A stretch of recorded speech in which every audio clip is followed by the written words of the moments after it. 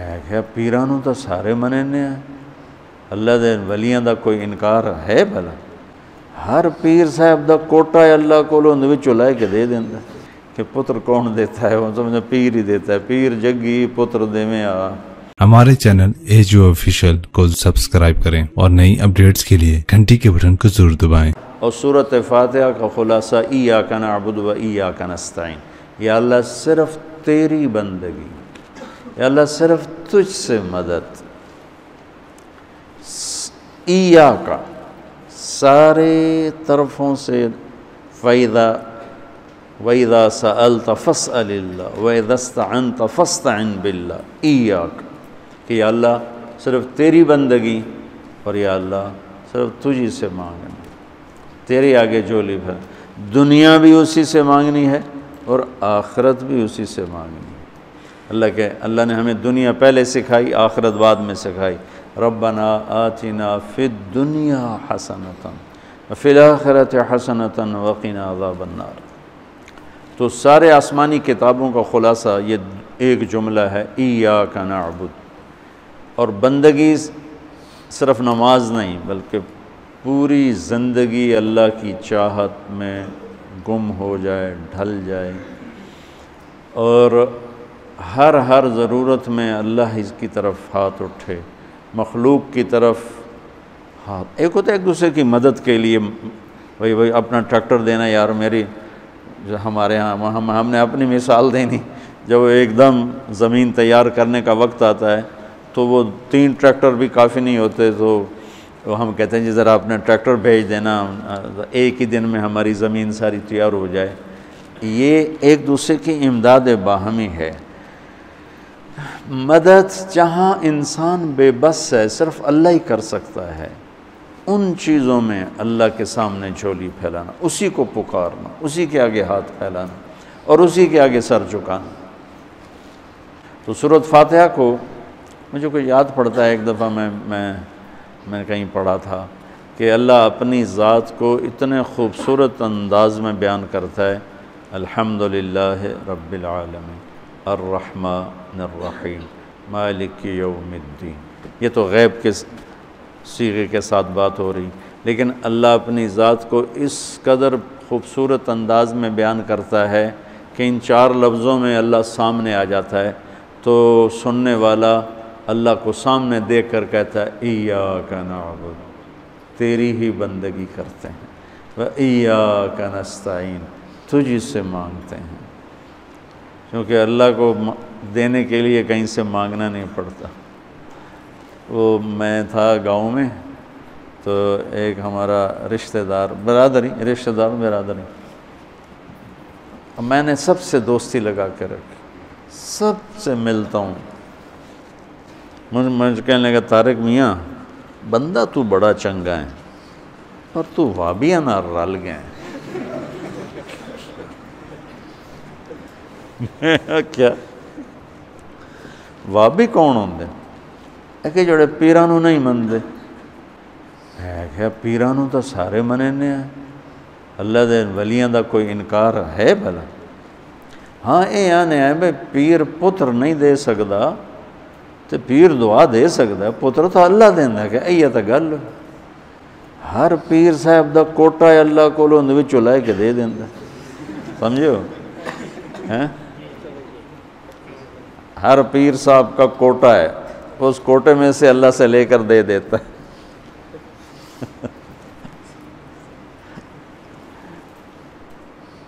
علم و باج کرے فقیری، کافر مرے دیوانہ ہو، ساسے وریاں کرے عبادت کلو اللہ تو رہے بیگانہ ہو۔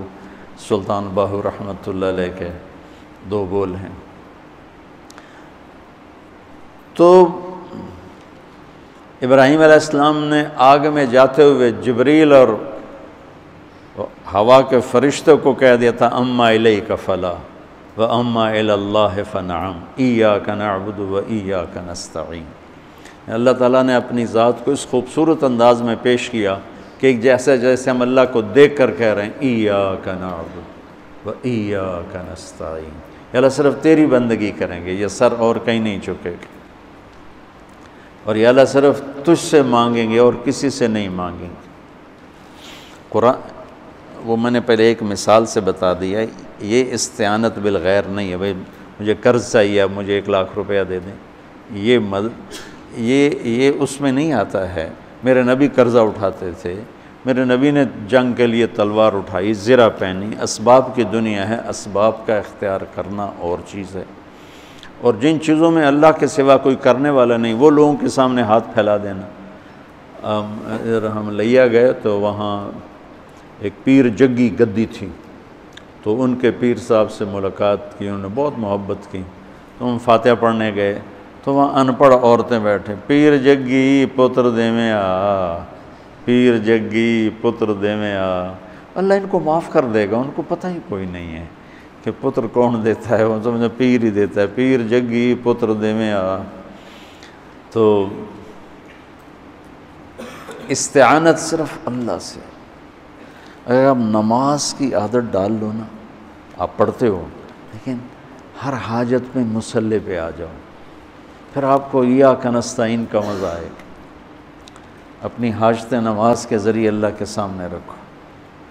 ایک بدو طواف کر رہا تھا، یا اللہ تجھے پتہ ہے نا میں بھی بھوکا ہوں اور میری اونٹنی بھی بھوکی ہے، اور مجھے کھانے کو میرے بچے بھی بھوکے اور میں بھی بھوکا۔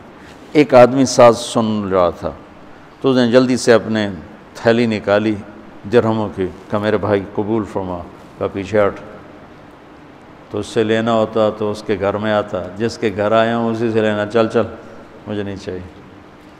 وہ طواف سے فارغ ہوا تو اعلان ہوا فلاں ابن فلاں کہاں ہے، تو یہ خود تھے، کہا جی میں ہوں، کہا آپ کے چچا کا انتقال ہوا ہے تو انہوں نے اپنی ساری وراثت آپ کے نام کر دی ہے، چونکہ ان کی اولاد کوئی نہیں تھی۔ تو 1 منٹ میں اللہ تعالیٰ نے قبول فرمائی۔ ہشام بن عبد الملک اور سالم بن عبداللہ بن عمر بیت اللہ کا طواف فرما رہے تھے، تو ہشام نے کہا سالم کوئی ضرورت تو بتاؤ، تو وہ کہنے لگے اللہ کے گھر میں ہو کر میں اللہ کو نہ بتاؤں تمہیں بتاؤں، کتنے شرم کی بات۔ تو ہشام چپ ہو گیا۔ ہشام بادشاہ تھا بنو امیہ کا۔ تو جب دونوں باہر نکلے تو ہشام نے کہا اچھا اب تو بولیے، کوئی ضرورت بتائیں۔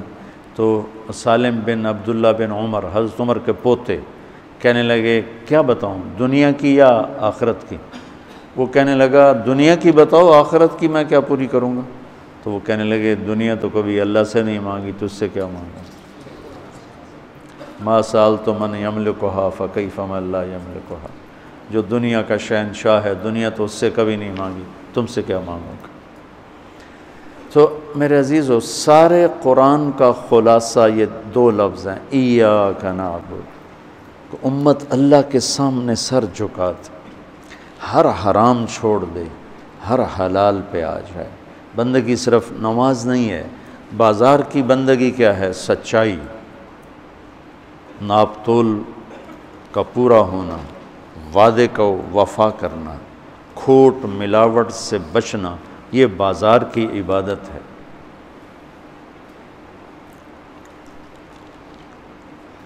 اقتدار کی عبادت کیا ہے؟ ظلم سے بچنا، اپنی طاقت سے کسی پہ ظلم نہ کرنا، انصاف کو ہاتھ سے نہ جانے دینا۔ وکالت کی، عدالت کی عبادت کیا ہے؟ ظالم کا ساتھ نہ دینا۔ سیاست کی عدالت کی عبادت کیا ہے؟ دنیاوی مفاد نہ اٹھانا، بلکہ قومی مفاد کے لیے اپنے آپ کو پیش کرنا۔ گھر کی بندگی کیا ہے؟ ماں باپ ہیں تو ان کی آنکھوں کی ٹھنڈک بننا، بیوی ہے تو اس کے دامن کو خوشیوں سے بھرنا، اولاد ہے تو ان کو ایسی محبت دینا جیسے میرے نبی حسنین کو دے کر گئے تھے۔ یہ اس طرح عبادت پھیلی ہوئی ہے۔ بہن بھائی ہیں تو ان کے ساتھ شیر و شکر ہو کے رہنا، ان کی کمیاں زیادتیوں سے درگزر کرنا، یہ ایاک نعبد ہے۔